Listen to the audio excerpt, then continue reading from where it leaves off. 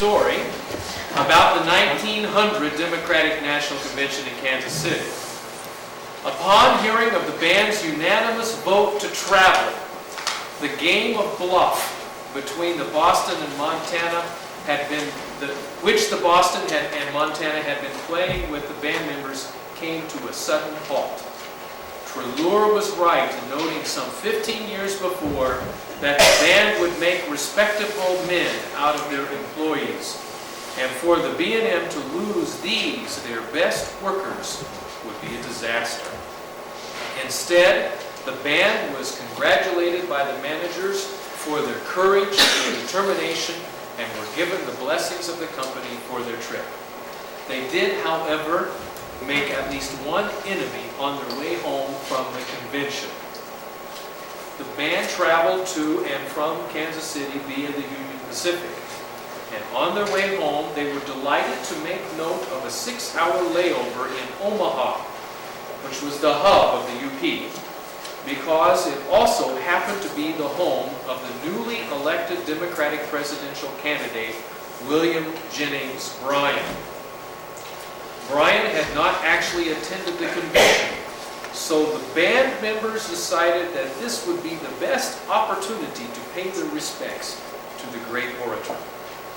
They arrived in Omaha, donned their uniforms, and quietly made haste to the Bryan estate. Upon their arrival, they took out their instruments and music, organized themselves, and took their places in a park-like lawn in front of the Bryan home. Without tuning or playing a single warm-up note, they broke the silence of the neighborhood with what they knew was his favorite march. They put all the gusto they could muster into their performance. But at some point in their preparations, or during the spirit of the moment, they failed to note that even the greatest of statesmen have to sleep from sometimes. Needless to say, their rendition of the Colossus of Columbia at 3 a.m. in the morning was not as welcome by William Jennings Bryan as they had anticipated it would. That is a really funny story. Upon their return, Treloar, the band members began to wonder just how they might fare against other major amateur bands in the land. Many of them were members of the Benevolent and Protective Order of Elks, and as such had heard about the National Amateur Band Competitions. These were elk-sponsored events. Entering this competition would mean a real test against a national standard. So enter they did in 1902, and off the band went to Salt Lake City, Utah. In the finals, there were bands from Kansas, California, 2 from Colorado, and the Butte Miners. The Sotrino Band from Denver and the Butte Band were asked to play a tiebreaker for first place, since the adjudicators thought their performances were just too close to call. Both bands were asked to perform the difficult Overture to Tannhäuser by Wagner. After the performance and a lengthy deliberation, the judges announced to a hushed crowd that out of a perfect score of 180, the Butte Band had been given a score of 168, and the Sotrino Band from Denver a 155. The miners knew how good they really were, and Treloar overnight became a national music hero. Trade journals across the country documented their award, and the Associated Press reported that a new musical phenomenon had been born. When word reached Butte, the whistles at all the mines and smelters were sounded at high noon and saluted the band. And upon their return to the city, band members were given a parade from the train station to the middle of town.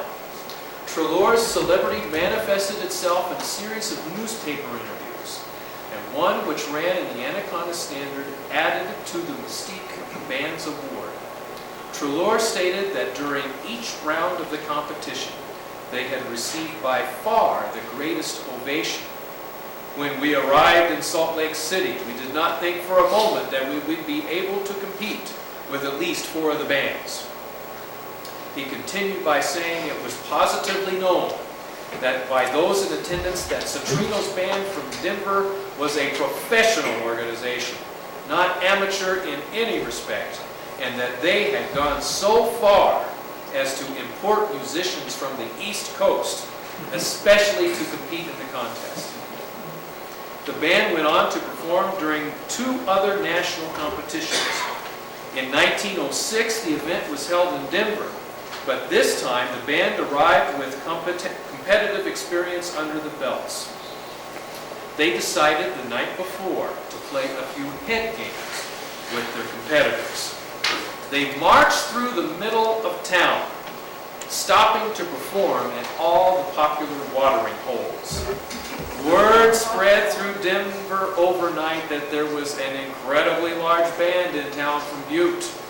And when the competition began the next day, all but 3 of the bands had withdrawn their entries. Of the 3 that were left, the miners easily won. In 1909, the band would make its last trip to a national band competition, but it would also be their toughest battle for an award. They traveled for 2 whole days to Los Angeles and arrived exhausted. Even with little time to catch their breath or adjust to the climate, they performed very well and were selected for the final round with 2 other bands, the Iowa State Band and the acclaimed Long Beach Concert Band. And some of you might know that the Long Beach Concert Band was founded by John Sousa. Treloar had thought of a sure way to win the prize in the marching round of the competition. Before leaving Butte, he contracted 2 of the world's tallest and shortest drum majors to front the band. A gentleman named Brownie Burke from Helena, who barely reached 38 inches, and a 6'8" Butte fellow named James Shoemaker, whom they adorned in a 12-inch high shako. Well, it did the trick, but Samuel still felt uneasy about the concert round. The Butte Band had prepared a transcription of the famous Rienzi Overture by Wagner, but the Long Beach Band announced they would play the impressive William Tell by Rossini. At the end of the competition, the judges went into a closed session to discuss the outcome, and there was still no word when the miners left the Hotel Van Nuys to board the train for the return home. It wasn't until they arrived in Butte 2 days later and were met by a throng of cheering fans that they realized the decision had been wired to Butte by the AP, and they were 3-time champions of the contest. Between World War I and World War II, the band spent more and more time performing closer to home. They played for fairs, including the one at Billings. They played for state Elks meetings, the Soldiers' Home, and as always, Sundays at the Columbia Gardens. World War I had brought an end to the National Amateur Band Competition, so instead of planning trips, Treloar decided to dedicate some time to his second love, politics. He ran for the State House in 1917, won, and served for 2 consecutive terms as a Republican from Butte. Representative Treloar was the author of a law requiring all buildings 3 stories and higher to be equipped with outside fire escapes. It is not sure why Samuel chose this as his first political dragon to slay.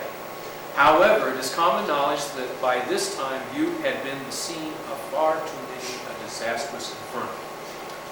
Another curiosity associated with Treloar's tenure in the House is legislation which gave cities the authority to impose a mill levy in order to pay a community band and to pay its performers.